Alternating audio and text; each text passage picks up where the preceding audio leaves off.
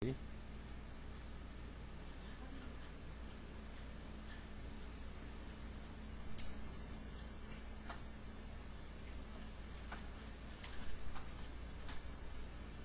tarde, meus amigos. Esta mensagem é dirigida a todos os meus alunos, ex-alunos, futuros alunos e leitores. Quando eu comecei o meu seminário de filosofia em 1987, o objetivo principal era tentar formar uma nova geração de intelectuais brasileiros livre dos vícios que tinham transformado a vida intelectual no Brasil numa palhaçada comunista indigna da menor atenção, exceto como objeto de desprezo. As causas principais de tudo o que se passou no Brasil, na política brasileira, desde então, passado já 20 anos, são para mim bastante evidentes. Em primeiro lugar, a deterioração da Igreja Católica, que a partir do Concílio Vaticano II foi sendo cada vez mais infiltrada por comunistas, uns mais ostensivos, outros mais camuflados, e que foi, aos poucos, perdendo toda a sua força espiritual e a sua capacidade de irradiar sobre a nação uma influência benéfica. Eu sei que hoje fica até difícil para as pessoas que nasceram já nas últimas décadas e que viveram dentro disso como um fato consumado, compreender de que eu estou falando. Mas para aqueles que ainda têm alguma recordação do que era a intelectualidade católica, vamos dizer, em todas as primeiras décadas do século XX, tá certo? E que tem ideia, vamos dizer, do poder, do vigor intelectual com que essa intelectualidade reagiu às tendências ideológicas brutais do século XX, pode medir a diferença entre o que a Igreja Católica era antes do Concílio Vaticano II e no que ela se transformou depois.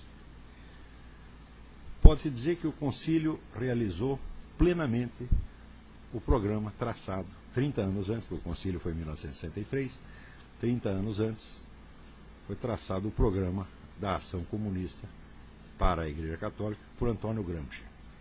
Gramsci dizia: nós não devemos combater a Igreja Católica, nós devemos entrar nela, esvaziá-la do seu conteúdo espiritual e transformá-la numa caixa de ressonância para a nossa própria mensagem. E isto foi feito assim à risca e foi feito com um sucesso enorme. Eu hoje acredito que o concílio esteve muito perto de destruir completamente a Igreja. Destruir, em primeiro lugar, é claro que por dentro, destruir no seu espírito, na sua missão, no seu senso do dever milenar que tem para com Deus e para com os fiéis, e diluir esse espírito num sistema alucinante de subterfúgios e desconversas que acabam por fazer do discurso católico nos últimos 30 anos nada mais do que um instrumento auxiliar da propaganda comunista no mundo. Isso aí sem exagero nenhum e sem retórica nenhuma. É só você...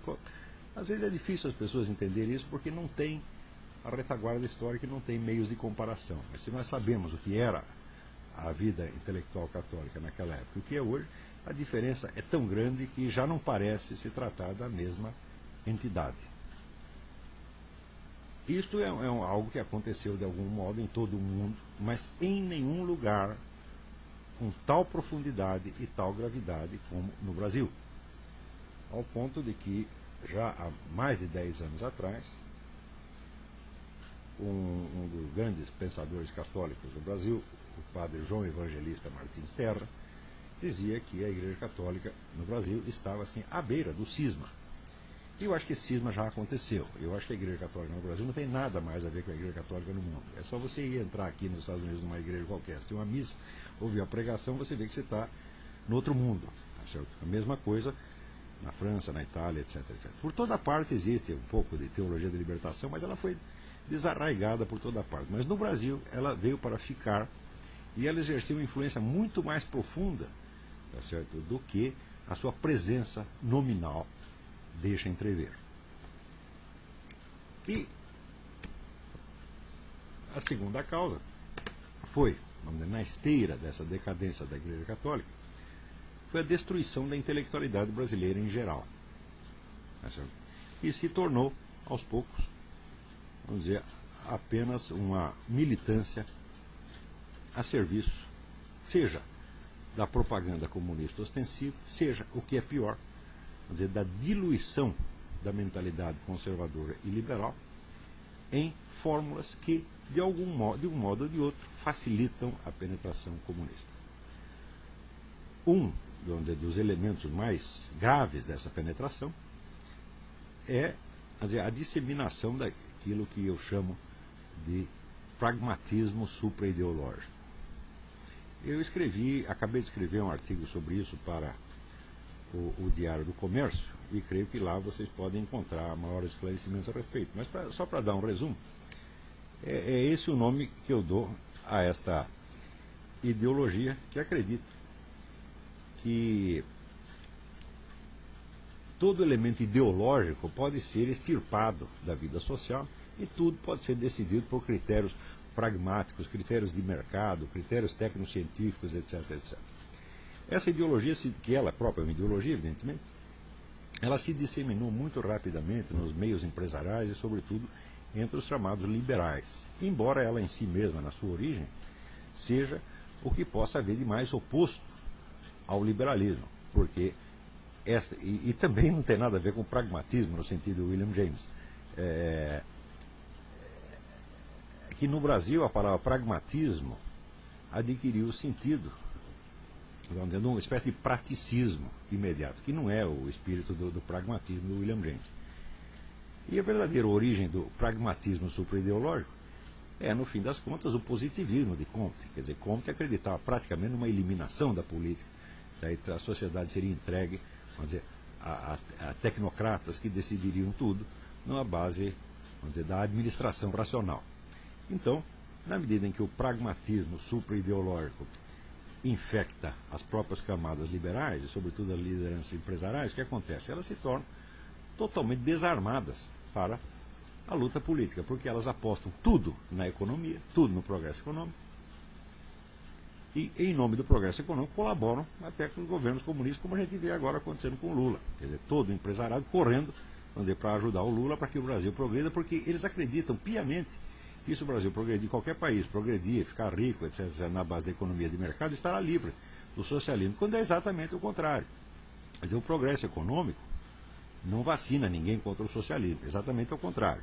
Nunca houve uma revolução socialista num país que estivesse economicamente declinando, só em países que estavam crescendo, a começar pela Revolução Francesa. A França era o país mais próspero da Europa, pelo menos 50 anos antes da Revolução. Do mesmo modo, a Rússia, nos últimos 50 anos do século XIX, a Rússia foi o país que mais cresceu economicamente na Europa. E justamente este crescimento é que produz, vamos dizer, a agitação socialista. Produz como? O próprio crescimento da economia produz automaticamente uma ampliação dos serviços estatais. Então você precisa recrutar as pessoas para a função burocrática. Tá certo? Então a função burocrática se torna, vamos dizer, um meio de ascensão social para muita gente das camadas populares. Acontece que nenhuma burocracia cresce, né, com a velocidade com que crescem as ambições aí despertadas pela promessa de emprego na burocracia. Tá certo? Então, Essas ambições, o canal para realizá-las é evidentemente o ensino, a educação. Então, você tem primeiro uma ampliação relativa da burocracia estatal. Em volta você tem uma ampliação muito maior do sistema de ensino. Tá certo? E em volta do sistema de ensino você tem uma ampliação muito maior das ambições de ascensão social através da burocracia. Então, acontece que aí surge uma camada social de aspirantes à burocracia que serão frustrados no meio da sua carreira, porque nem todos daqueles que entram, vamos dizer, no ensino universitário, na educação universitária, na esperança de subir na burocracia, só uma parcela ínfima. Então você tem permanentemente um exército de pessoas relativamente educadas, semi-educadas, tá certo? Muito mal educadas, tá certo? Que não têm uma função na sociedade. Então esses vão alimentar o quê? Vão alimentar a classe revolucionária. Eles são a classe revolucionária. Quer dizer, quando se diz que os intelectuais são a classe revolucionária, preciso entender que a palavra intelectuais aí não quer dizer as pessoas que se dedicam realmente a atividades intelectuais, mas quer dizer esta semi-intelectualidade universitária, tá certo? Que é produzida e jogada no mercado em quantidades cada vez maiores a cada ano, tá certo? Criando um exército, tá certo? De inúteis que, por causa do seu rudimento de educação adquirido na universidade, se acredita melhor do que o restante da sociedade e capacitado para assumir o seu comando, modificá-la, etc, etc. Esta é a raiz sociológica da classe universitária. Claro que o surgimento da mentalidade revolucionária tem outras causas, outras raízes, tá certo? Que eu mesmo tenho estudado numa série de investigações que vão compor o meu livro ou livros chamado Mentalidade Revolucionária. Mas, sociologicamente, a explicação é mais ou menos esta. É o fenômeno que eu denomino a burocracia virtual. Então, eu acho que não existe país onde a burocracia virtual tenha crescido mais do que no Brasil. Eu me lembro que, ainda no tempo do regime militar, havia o fenômeno dos chamados excedentes. Excedentes eram os alunos que faziam o vestibular e que passavam no vestibular, mas que não tinha vaga para eles na universidade. O governo militar, esperto como ele só, achou que devia abrir uma universidade em cada esquina e satisfazer a demanda desse pessoal por educação. Na verdade, não é educação que eles querem, querem apenas um diploma para poder penetrar no funcionalismo público. Uma pesquisa recente mostrou que menos de 2% dos universitários brasileiros aspiram a tornar-se empresários. Todos querem emprego, 98% querem emprego. E desses 98%, certamente a maioria quer emprego ou na burocracia estatal ou na própria universidade. Portanto, a universidade brasileira é essencialmente uma formadora de burocratas. Ela não é a formadora da classe dominante no sentido capitalista, como dizem os marxistas. Eles mesmos. Essa é a coisa mais incrível do mundo, porque o próprio professor marxista que trabalha na universidade, que está dentro da burocracia, que está vivenciando aquela situação sociológica que ele deveria ser capaz de identificar, ele mesmo diz que a universidade existe para formar a classe dominante capitalista. Tá certo? Quer dizer, a situação existencial dele desmente o que ele está dizendo. A universidade no Brasil existe para formar a burocracia e, sobretudo, para formar a burocracia virtual, isto é, a militância. Então, de algum modo, a universidade brasileira estava destinada a se tornar aquilo que se tornou mais tarde, quer dizer, uma gigantesca escolinha do MST, onde a filiação marxista do indivíduo é suficiente para qualificá-lo como professor universitário e fazer dele, talvez até na opinião dos outros, um intelectual eminente. Embora sejam todos semi-analfabetos, como o Dr. Emir Sader, pessoas totalmente desqualificadas, dedicadas inteiramente à propaganda comunista mais vulgar, pessoas que, digamos, nos 50 anos atrás, não teriam uma posição de destaque nem mesmo no meio comunista. Porque 50 anos atrás havia, de fato, uma intelectualidade comunista com alguma exigência. Hoje em dia, no Brasil, não tem mais nem isso. O Brasil é um país onde até um desclassificado como Espartinho de Moraes se torna um grande intelectual. Por quê? Porque escreveu meia dúzia de trabalhos de propaganda comunista e de estratégia comunista. Isso é tudo que ele fez. Tá certo? Então, com isso, o nego se torna filósofo, é reconhecido como um grande pensador, etc. A Universidade Brasileira está repleta dessa gente. É claro que, a partir do instante em que aconteceu isso, em que isso, vamos dizer, se tornou um fato disseminado e dominante, onde praticamente não há mais lugar para ninguém, tá certo, na universidade, a não ser para essas pessoas, é claro que o Brasil saiu da história intelectual do mundo. Se você comparar o que era a vida intelectual no Brasil nos anos 50, 60 com o que é hoje, você comparar um país do primeiro mundo com a Zâmbia, tá entendendo? Não tem medida possível aí de comparação, não é isso? 30, 40 anos atrás nós ainda tínhamos aí vivos, tinha um Gilberto Freire, tinha um Otto Maria Carpo, tinha o Zé Guilherme Merkel, tem pessoas de relevância mundial. O que não quer dizer que não tenha hoje, a gente tem agora mesmo, tem o Bruno Tolentino, mas essas pessoas ficam totalmente marginalizadas, elas não aparecem, elas não ocupam espaço nos suplementos culturais, elas não são estudadas nas universidades, nem nada. O grosso da vida intelectual, seja na universidade, seja nos suplementos culturais, é só ou propaganda comunista, vamos dizer, um pouco, às vezes, na melhor das hipóteses, camuflada de debate letrado, ou então é interpromoção, interbadalação, interbajulação entre figuras partidárias. Então quer dizer que a vida intelectual foi tornada instrumento de ascensão social para organizações comunistas que realmente dominaram o espaço. Então quando acontece isso, o país está morto. Aliás, o país, quando, vamos dizer, se deixa seduzir pelo comunismo, é porque já está muito doente, já está muito decadente. Então é mais ou menos como o indivíduo se deixar seduzir pelas drogas. Quer dizer, a experiência das drogas é uma coisa que o nego faz quando ele já está, por assim dizer, com o pé na cova. Ele já está querendo se destruir, então a droga ajuda a se destruir mais rapidamente. O comunismo é exatamente a mesma coisa. É a tentação final, né, que completa uma descida. A gente está descendo para os infernos. Ele chega na porta do inferno e bate. Na hora que bate, ainda entrega a droga ou a carteirinha do Partido Comunista. Tendo visto essa situação naquele tempo, e tendo claramente uma certa antevisão do que viria nas décadas seguintes, e graças a Deus eu fui dotado com essa capacidade de fazer prognósticos históricos relativamente certos, não por adivinhação, nem por dons proféticos, mas por análise histórica muito bem fundamentada. Então naquela época eu já tinha mais ou menos percebido o que vinha por aí.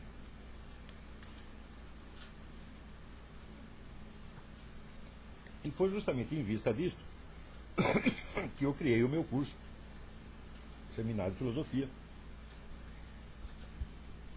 Pois já que eu não podia interferir na situação da Igreja Católica, eu podia pelo menos ajudar a melhorar um pouquinho, a atenuar um pouquinho a segunda causa da debacle nacional, que é a decomposição da intelectualidade. Eu assinalei isso então para mim mesmo como uma missão de vida. Assumi aquilo, consciente da dificuldade enorme do empreendimento, principalmente que eu percebi que nada se poderia fazer nesse sentido dentro da instituição universitária, seria preciso passar à margem dela.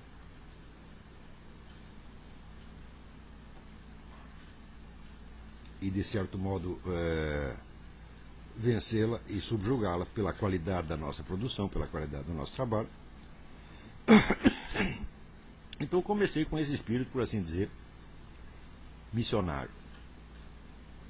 No começo, as pessoas que se apresentavam para o curso nem mesmo entendiam qual era o objetivo daquilo. Porque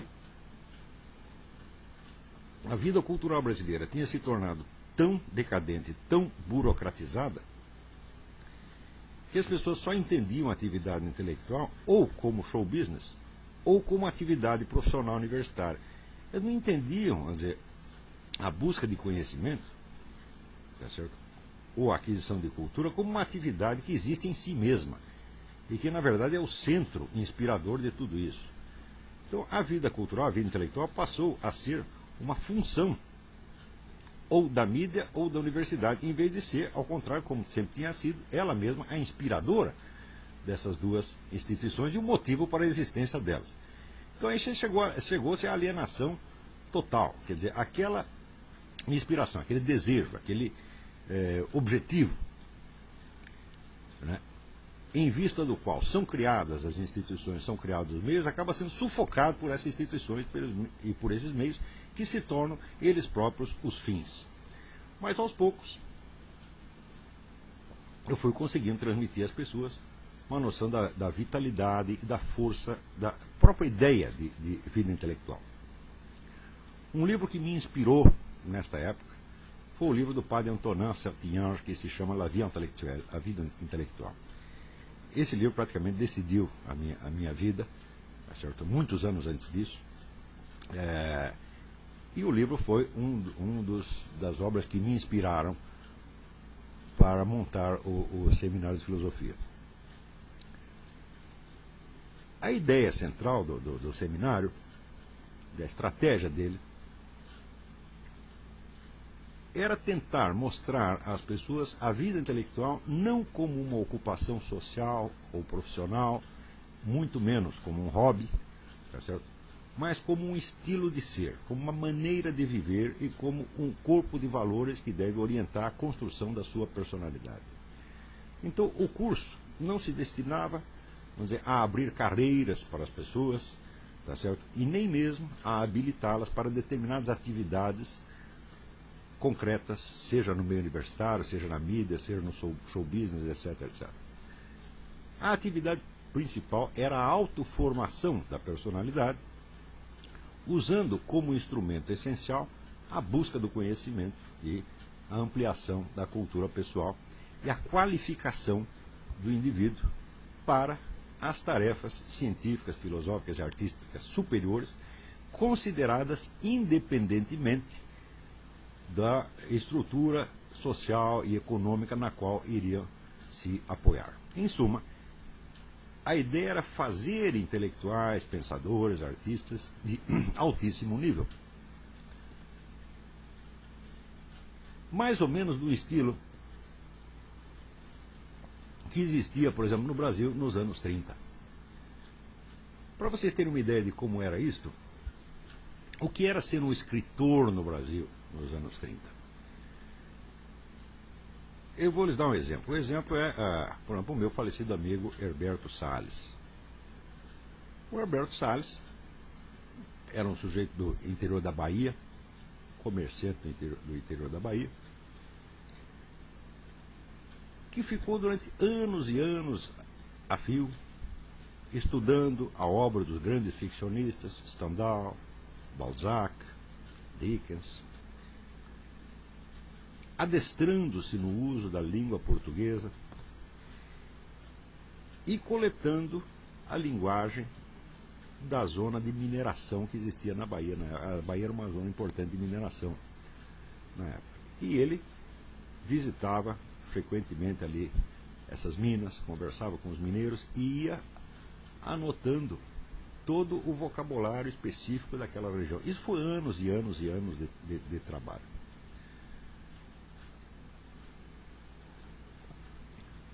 E com isso ele compôs um romance chamado Cascalho. Tá certo? Um romance que é de uma riqueza linguística absolutamente fora do comum. E então ele mandou um exemplar daquilo para o Aurélio Buarque de Holanda, no Rio de Janeiro. O Aurélio disse imediatamente: ó, menino, você vem aqui. Tá certo? Nós vamos ter que publicar esse livro.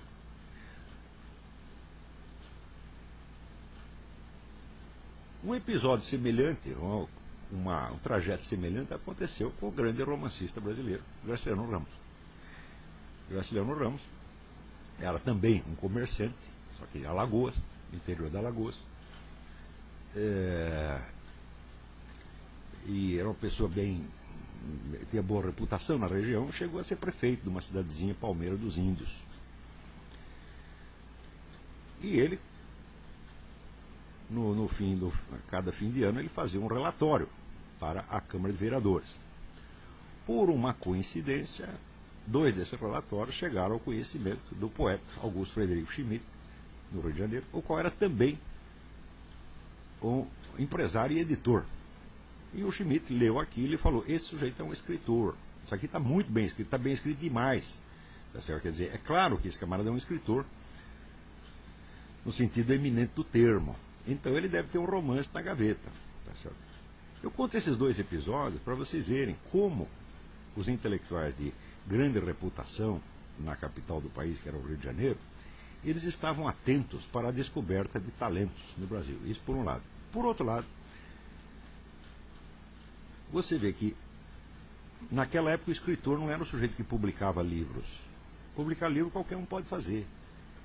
O escritor era um indivíduo que se adestrava no domínio da arte e que tentava ser o melhor possível, mesmo que ninguém jamais o conhecesse e mesmo que nenhum de seus livros jamais viesse a ser publicado. Portanto, a atividade de escritor tinha um certo sentido até sacerdotal, era uma verdadeira dedicação. Tá certo? Então,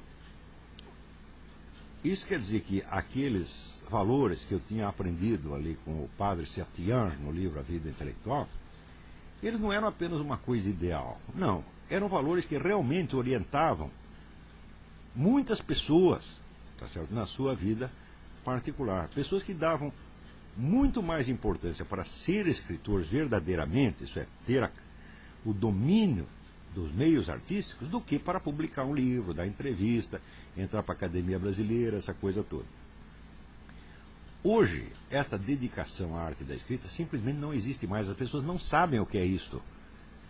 Se elas soubessem, eu digo, então, perceberiam o que aconteceu no Brasil nos últimos 30 ou 40 anos. Perceberiam que a literatura brasileira acabou. Tá certo? E que, no máximo, sobrou aquilo que se chamava vida literária. Né? Existe um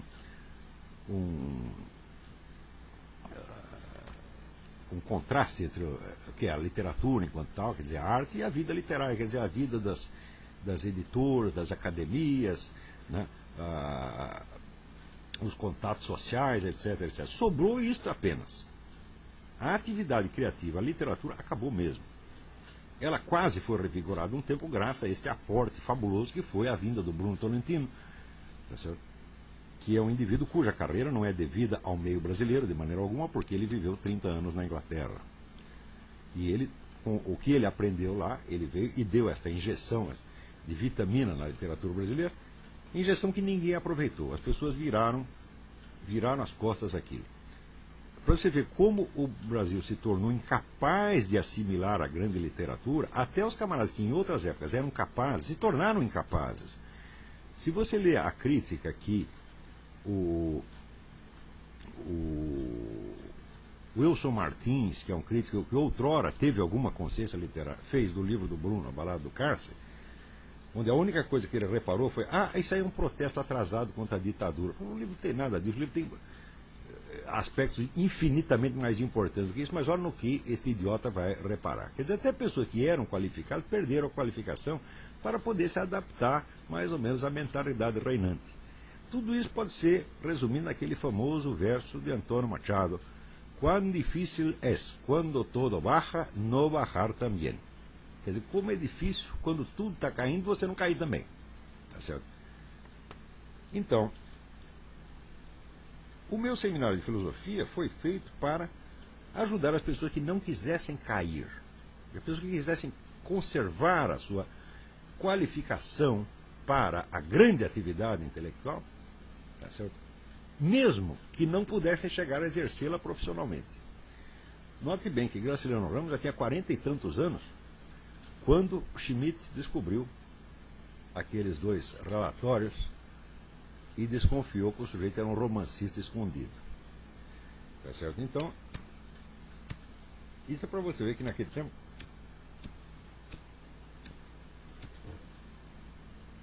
o escritor sabia que era mais importante ele ter efetivamente o domínio da arte do que ele publicar livros, né, brilhar nos círculos literários, etc. Hoje ninguém mais sabe disso.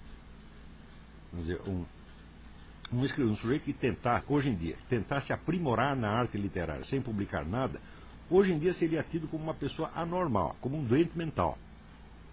Porque qualquer atividade que não tenha um encaixe social e econômico imediato é considerado ou loucura, ou hobby, ou gosto, arbitrariedade, frescura. Né? Ou seja, os valores efetivos da vida intelectual, da arte, eles desapareceram, as pessoas não sabem mais o que é.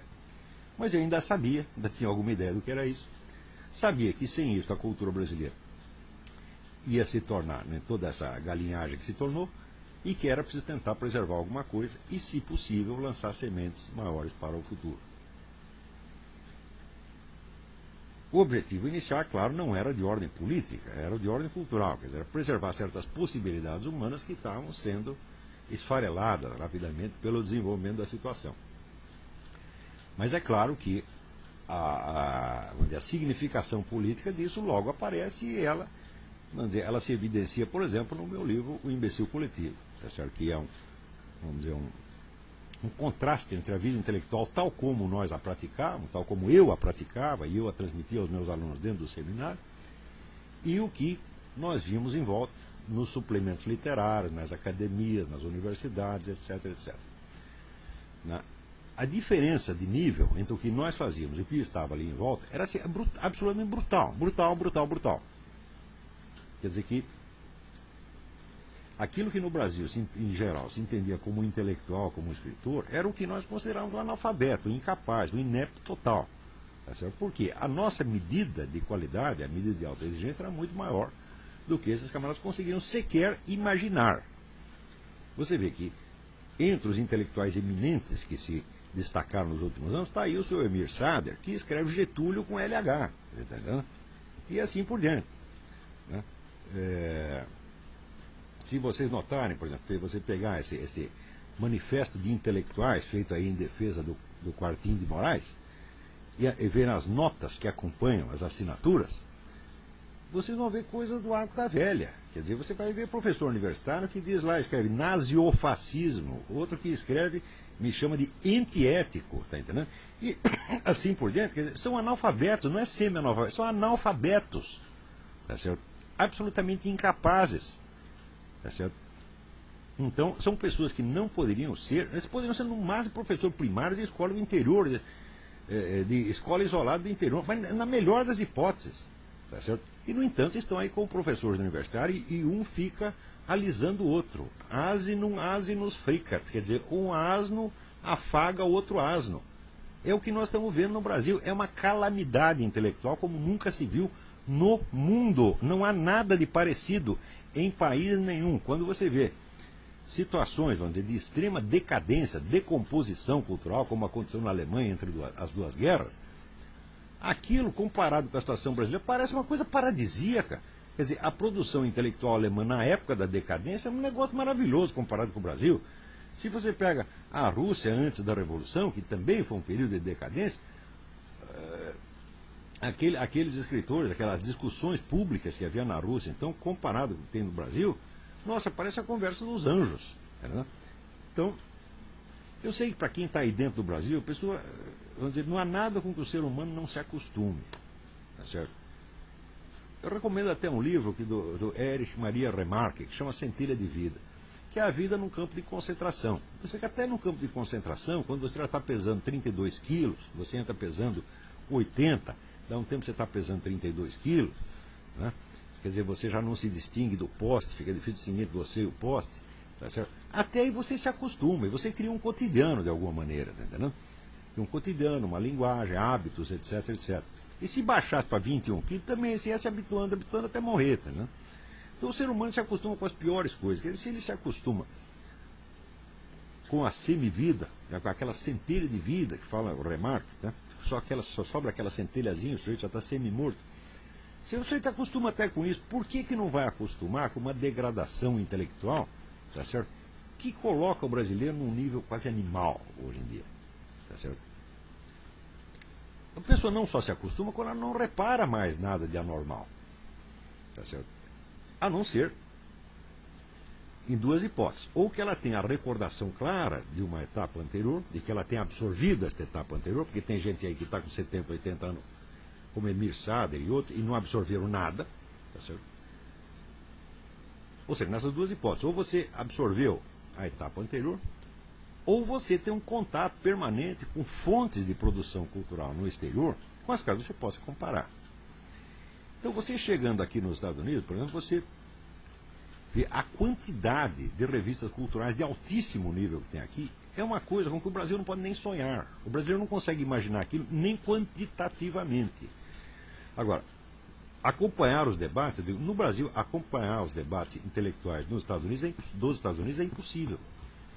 Se você pega os nossos suplementos literários, suplementos culturais, dirigidos por pessoas que são, então, onde são os donos da circulação das ideias, tá certo? Ou os debates na universidade, então, vamos dizer, são os outros acionistas majoritários da cultura brasileira, todas as pessoas são incapazes de acompanhar a circulação das ideias aqui, incapazes de acompanhar até quantitativamente, ou seja, incapazes de ter uma ideia formar uma ideia do volume. Não é isso? Então, como o nível de inteligência, de consciência da igreja e da intelectualidade baixou a esse ponto, você imagina quanto baixou a dos outros. Então, eu que dou aula já, comecei a dar aula antes do seminário de filosofia, muito antes, eu tenho aproximadamente uns 30 anos de prática de dar aula. Eu vejo a inteligência das pessoas baixar dia a dia. Eu vejo que as explicações mais simples criam dificuldade para as pessoas. Eu não consigo explicar mais nenhum conceito, por mais elementar que seja, que a pessoa não faça imediatamente milhares de confusões. E as confusões se expressam, sobretudo, em objeções mal feitas. Quer dizer, quanto menos o indivíduo entende, mais ele quer discutir. Porque é uma fatalidade da mente humana que ela funcione dialeticamente, quer dizer, ela funcione por pares de opostos. Tá certo? Então, dada uma ideia, você automaticamente pensa a ideia contrária. Tá certo? Geralmente, esta dialetização das ideias é feita dentro da sua mente e você logo chega a uma conclusão. Mas quando para, quer dizer, o sujeito deu uma ideia aqui, né? Normalmente, deu uma ideia, você cria uma ideia oposta, depois você cria uma ideia oposta a esta, e outra, você forma um sistema dialético. Isso aí quase instintivo no ser humano. Quando esta coisa para, então acontece o seguinte, você dá uma ideia aqui, o nego pensa imediatamente uma ideia contrária e aí paralisa. E daí ele pega essa ideia contrária e apresenta para você como se fosse uma objeção, quando não é uma objeção, é apenas uma dificuldade mental dele. Tá certo? E é por isso mesmo que as pessoas as que menos entendem são as que mais querem discutir. Porque elas querem discutir porque não são capazes de pensar. Então alguém precisa pensar em voz alta para elas. Tá certo? Então, o número de discussões, o número de opiniões em circulação aumenta. Tá certo?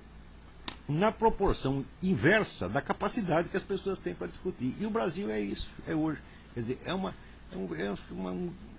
espécie de um galinheiro imenso, onde está milhões de galinhas cacarejando. Né? Nada do que se fala tem valor, nada do que se fala tem sentido.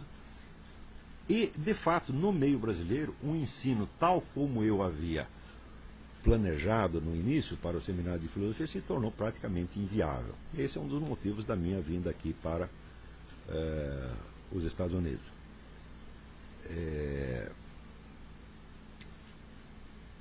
Mas é claro que, tendo vindo para cá, esta atividade ela não parou. Eu continuo por videoconferência, através do programa Throughout Speak, e através, em parte também, através dos artigos. Tá certo? Se bem que jornalismo no Brasil também é aquilo. Jornalismo cada vez mais é feito para pessoas que não querem ler, que não gostam de ler. Então, os artigos vão ficando cada vez menor. Né? O espaço disponível é cada vez menor. Então, eu fico impressionado, porque eu comparo os artigos de hoje com aqueles artigos do Otto Maria Carpo que eu coletei para o livro dos ensaios reunidos. Tá certo? Um artigo daquele tamanho hoje seria impossível sair em qualquer jornal brasileiro. Os jornais aumentaram formidavelmente de tamanho, mas a extensão do texto vai diminuindo. Quer dizer, tem cada vez mais papel e menos texto, e, portanto, menos conteúdo, menos ideia. Note bem que num artigo de uma laude e meia, você pode emitir uma opinião, mas você não pode argumentar em favor dela. Quer dizer, o enunciado da opinião já leva uma laude e meia. Então você não pode raciocinar, você não pode dialetizar, você não pode fazer os prós e contras. Você tem apenas que dar a opinião pronta, sem justificação.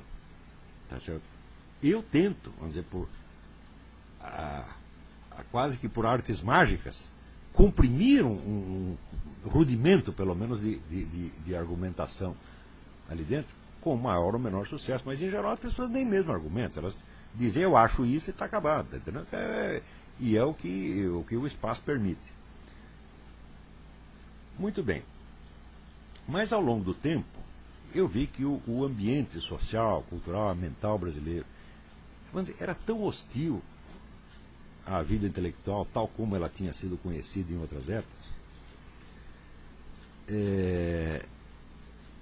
que a minha proposta mesmo era frequentemente mal compreendida pelos próprios alunos. Porque tinha muita gente que passava ali pelo curso, gostava até do curso, porque aquilo o animava, dava vamos dizer, tirava o sujeito do ambiente de estupidez cotidiana e lhe mostrava, vamos dizer, a existência de um outro mundo de conhecimento, um mundo luminoso, assim, você gostava de ver aquilo. Mas entre você gostar de ver e você querer conquistar aquilo para você, é outra coisa, tá certo? Então, em primeiro lugar, havia esse defeito que eu vou chamar de diletantismo. Quer dizer, o nego ia na aula, de certo modo, alguns diziam, eu venho aqui para recarregar as baterias. Quer dizer, ele ia lá, levava uma injeção de inteligência, se sentia inteligente por 15 minutos, e aquilo lhe dava um certo ânimo de continuar vivendo, tá certo, o resto da semana. Né?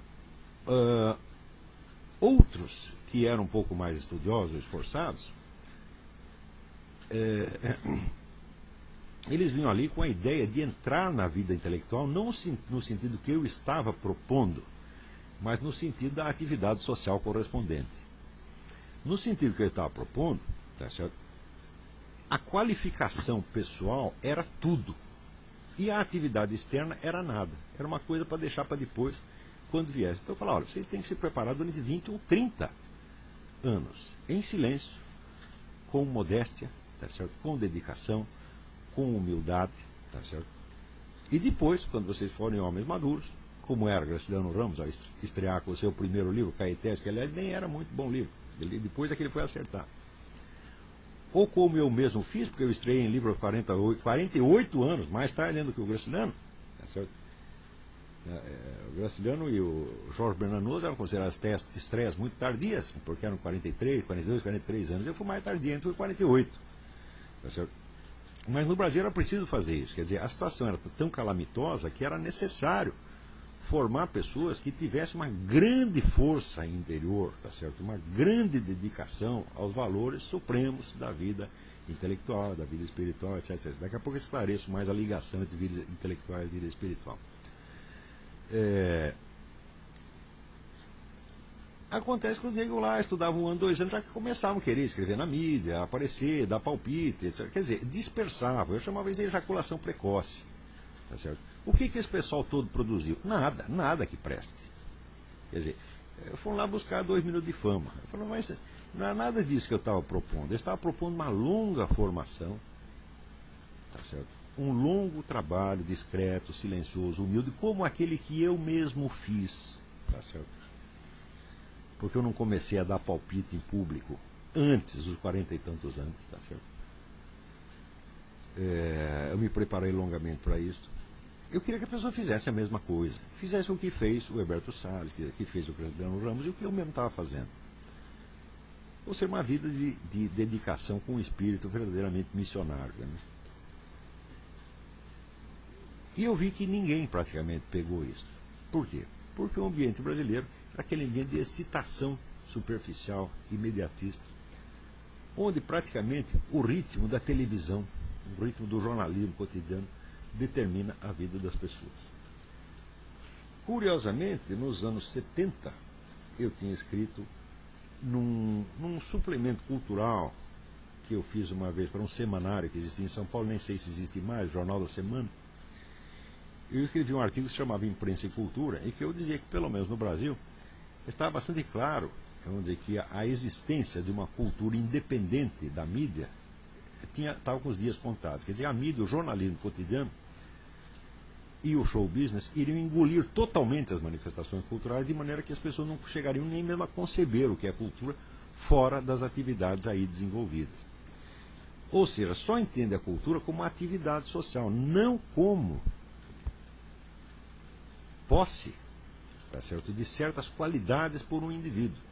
Não como cultura de si próprias, não como aprendizado e autoqualificação. Tá certo?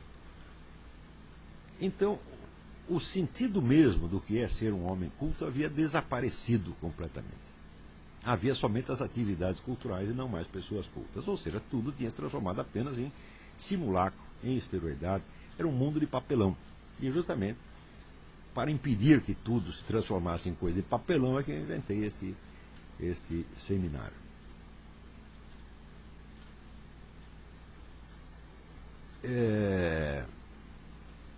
Eu não posso dizer que eu fracassei totalmente neste empreendimento. Teve duas ou três pessoas que mais ou menos pegaram o espírito da coisa, mas a maioria não pegou, não. A maioria ainda acha que está ali, faz aquele curso, ele adquire algumas técnicas, porque o brasileiro tem essa coisa da técnica, né? Por exemplo, o pessoal acha que adquirir cultura não é você formar novas ideias, novas percepções da realidade, aprofundar a sua percepção, aprofundar a sua compreensão, aprofundar vamos dizer, consolidar a sua maturidade. Não. Adquirir cultura é adquirir técnicas para você expressar a visão do mundo que você já tem. Tá certo? Então eu vejo que muita gente, por exemplo, não entende do que eu estou dizendo, mas me escreve assim dizendo: admiro muito a sua técnica, né? A sua técnica de persuasão. Chega a ser cômico, né? De tudo que você está fazendo, o indivíduo pega aquilo que ele acha que é uma técnica de persuasão. Então, o que se entende por cultura no Brasil é uma estupidez tecnicamente qualificada. Tá certo? Tecnicamente qualificada para quê? Para brilhar em público, para influenciar pessoas, etc, etc. Então, é claro que isso é de uma degradação moral, intelectual imensurável também. Não é uma coisa que nem vale a pena discutir, porque é tão baixo que não merece nem atenção. Mas eu vejo que, no decorrer dos tempos, este projeto ele acabou resultando em alguma interferência política que eu acabei tendo nas discussões públicas. Por quê? Porque junto com o reino da estupidez veio a ascensão de toda esta camada revolucionária, que toda hora você vê gente dizendo: no Brasil tem 60 milhões de pessoas morrendo de fome. Não tem ninguém morrendo de fome, não. Isso é ridículo, né? Pessoas que acreditam: os americanos estão invadindo a Amazônia. Não tem nenhum americano invadindo a Amazônia. É pessoa que vive num mundo de mitologia caipira, tá entendendo? Quer dizer, aquela coisa que noticinha que passou a circular numa cidade de interior, que todo mundo acredita ali, que as pessoas repetem isso como se fosse uma verdade de evangelho. Isso se tornou no Brasil matéria de ensino universitário, meu Deus do céu. O número de pessoas que acreditam nisso é assombroso. Não é isso? Então,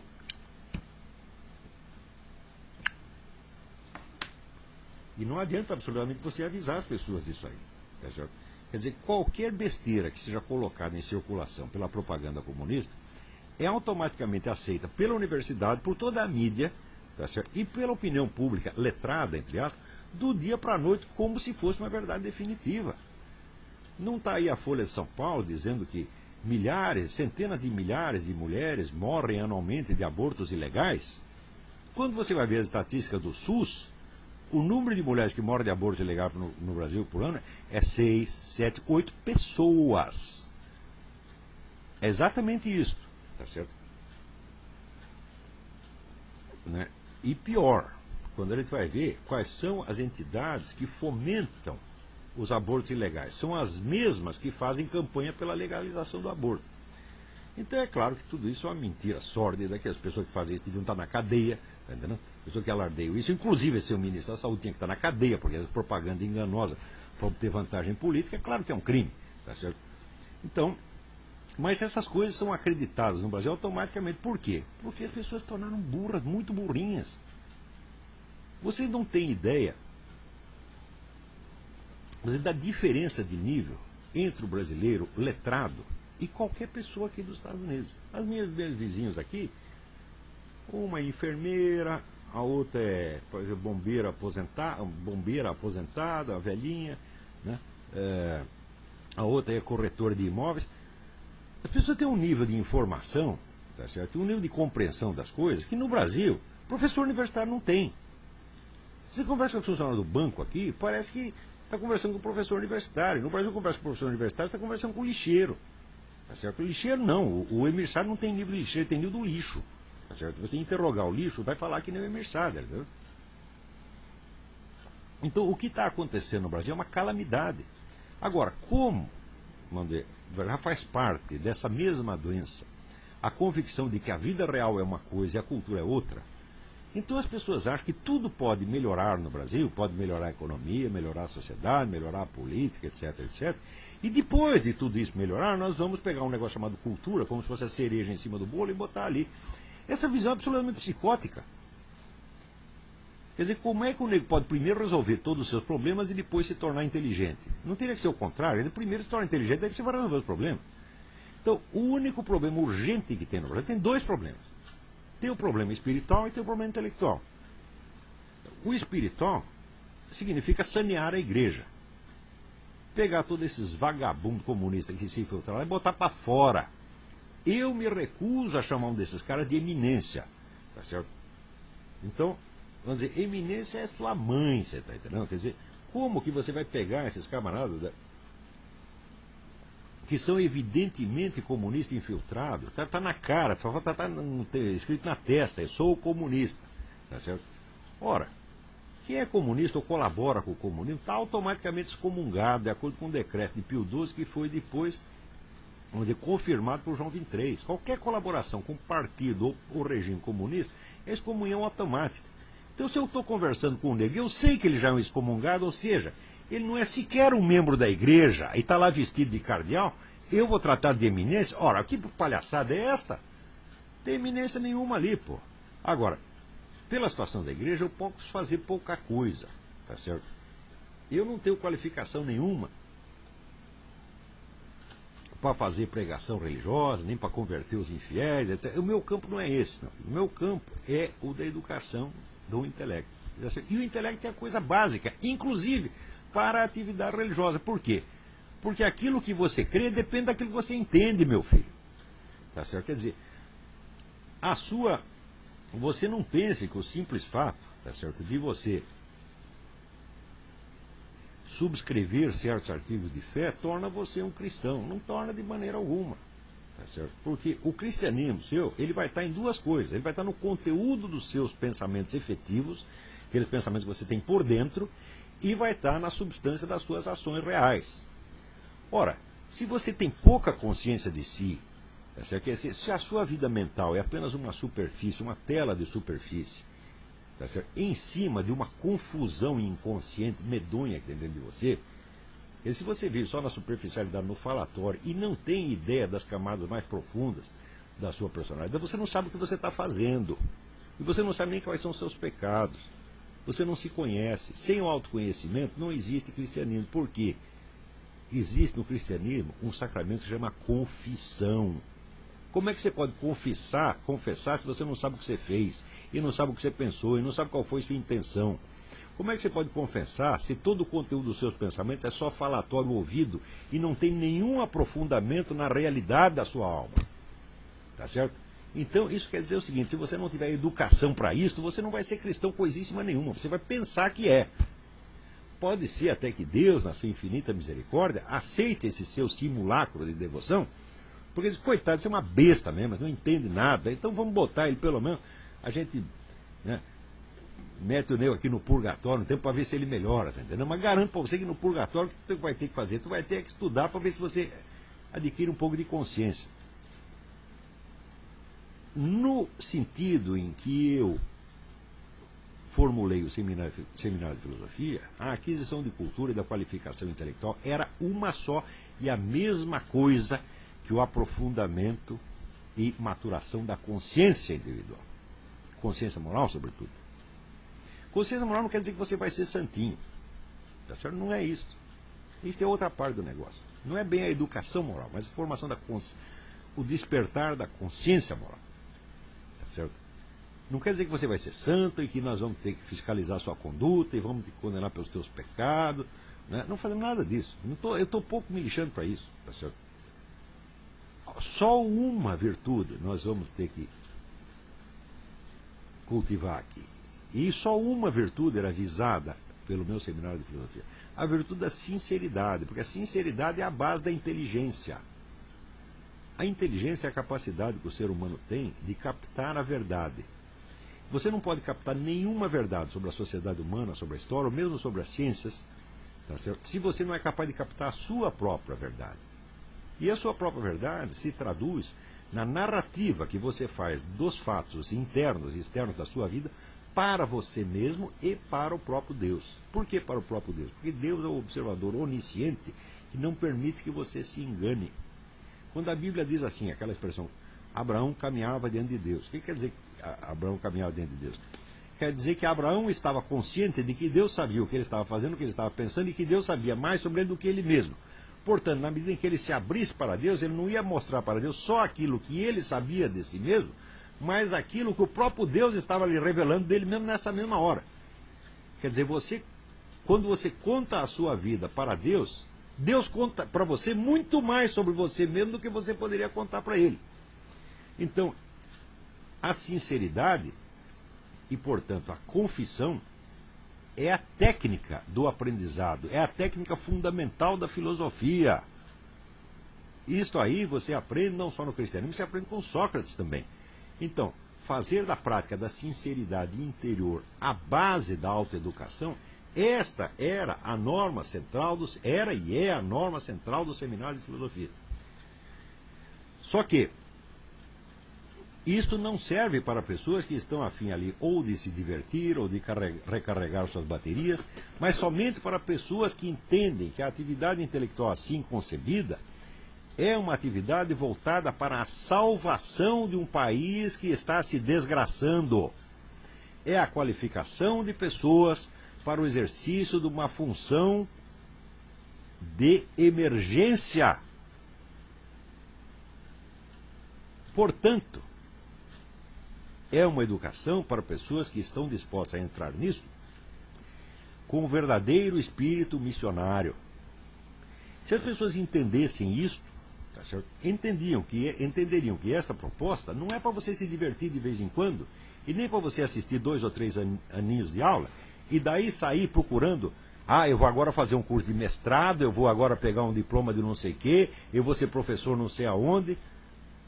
Eu não estou interessado em ajudar pessoas a progredir dentro de uma profissão decadente, estúpida e corruptora. Eu estou interessado em fazer pessoas e não dar qualificação profissional.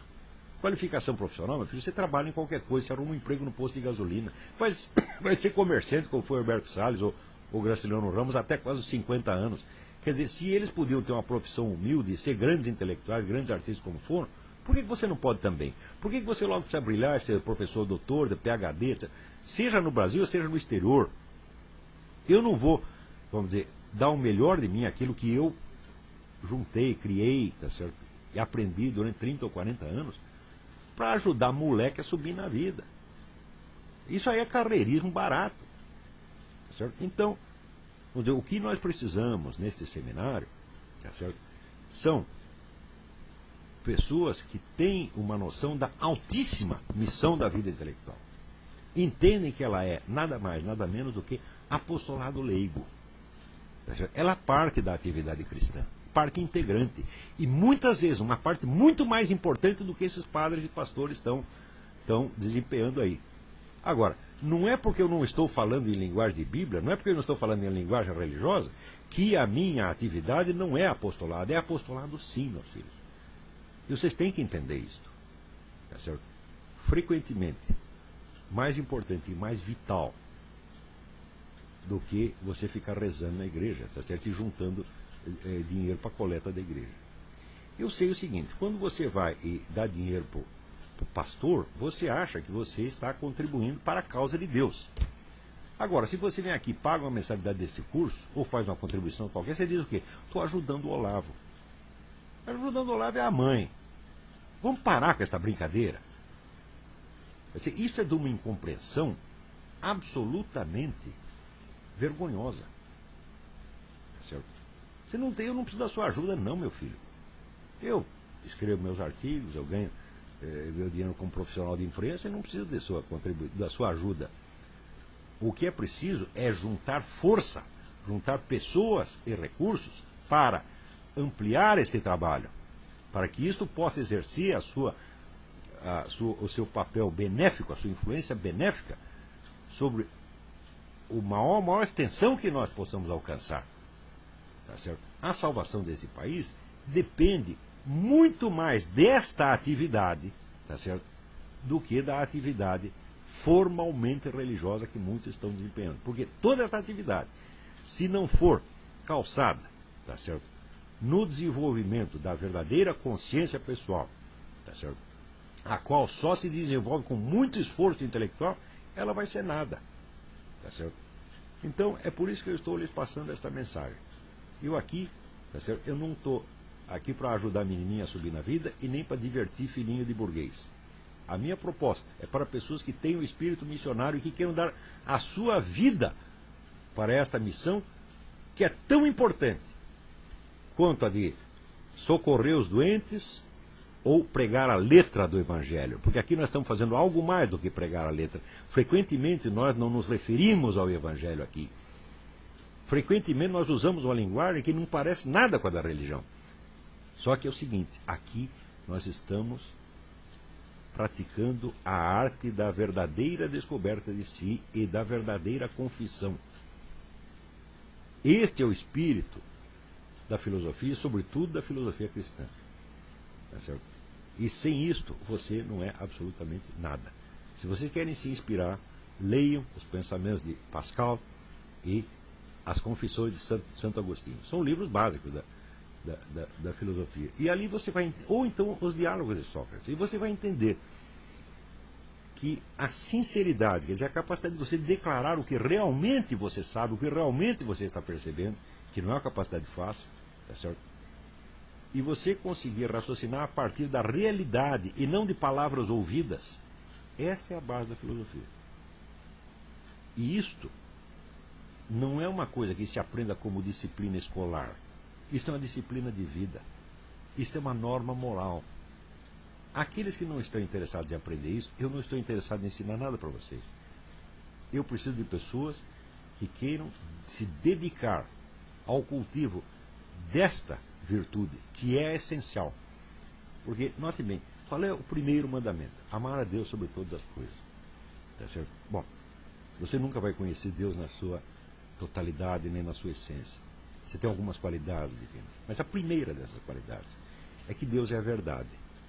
Aquele que não tem amor à verdade, não tem amor nenhum a Deus. Mas nós amamos a verdade, mas nós não a conhecemos. Então, o amor à verdade não é o amor a uma crença pronta. Não é o amor a certas frases que você acha que são verdadeiras, nem mesmo frases da Bíblia. O amor à verdade é a busca da verdade e a abertura do coração para aceitar a verdade tal e como ela se apresenta. Isso é uma disciplina de vida. Muitas vezes, esta disciplina, que é muitíssimo exigente, ela pode coexistir na pessoa com os piores defeitos de personalidade. Tá certo? Mas, aos poucos, ela mesma vai irradiando para o restante da personalidade e a pessoa vai melhorando. Eu tenho centenas de alunos que disseram a mim, são depoimentos, de como eles foram melhorando em todos os setores da vida. Vão se tornando mais honestos, mais consistentes, mais sinceros para com eles mesmos e com os outros. Tá certo? Ou seja, o método que eu uso aqui, ele funciona. Tá entendendo? Agora, ele funciona, não basta só eu ter o método certo. É preciso que o aluno venha com a intenção certa. Porque a educação é uma arte na qual o professor só cria o instrumento. A educação não é praticada pelo professor, a educação é praticada pelo aluno, meu Deus do céu.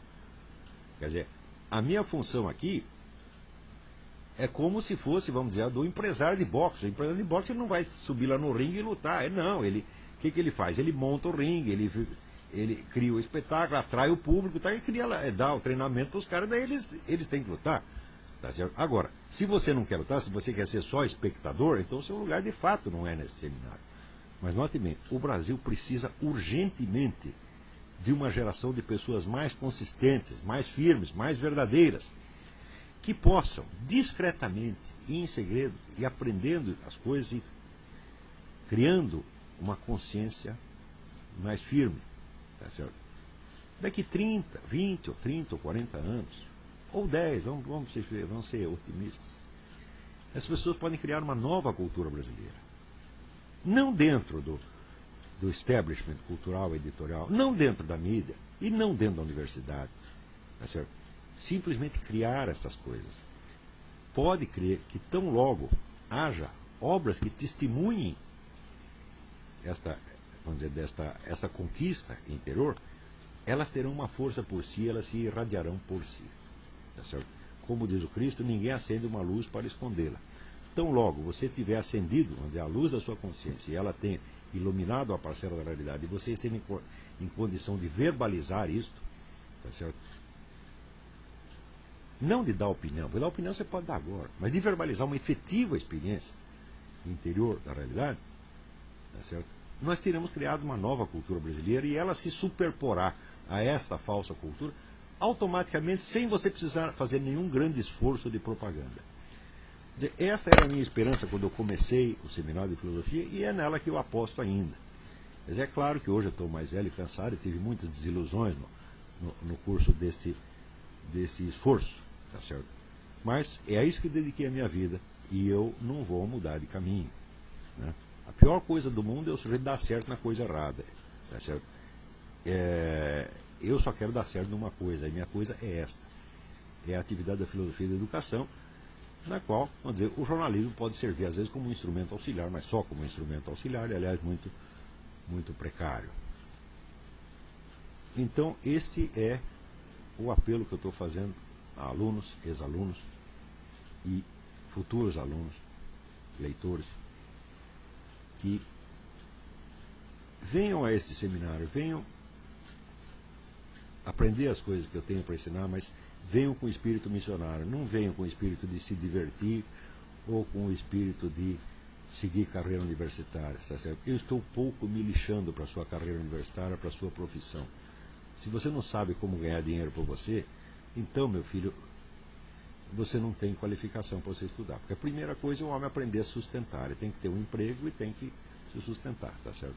Depois disso, ele pode, vamos dizer, se dedicar a alguma atividade básica, tá certo? Então, não tente adquirir qualificação profissional aqui. Claro que você vai ganhá-la também, mas vai ganhar como uma espécie de fringe benefits, tá certo? Não faz parte da substância do que eu estou ensinando. Tá certo? A minha ideia aqui é formar seres humanos conscientes e qualificados para a vida intelectual por ser portadores da virtude e da sinceridade. Sinceridade não significa você sair contando a sua vida para todo mundo. Você não precisa contar para ninguém. Você vai contar para você mesmo e para Deus. Porque é também o verso de Antônio Machado: quem habla solo espera hablar a Deus um dia. Aquele que fala consigo espera falar para Deus um dia. Falando consigo mesmo, investigando a sua realidade, confrontando com a realidade em torno, tá certo? Você vai adquirir uma certa consistência de discurso, tá certo? E você vai aprender a reconhecer a sua própria voz verdadeira, que vem de dentro, tá certo?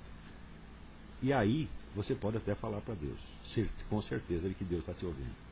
Fora disso, é tudo blá blá blá, tá certo? Então, fica aqui esta minha mensagem que eu vou divulgar por todos os meios que eu disponho, meu site, passar pela internet.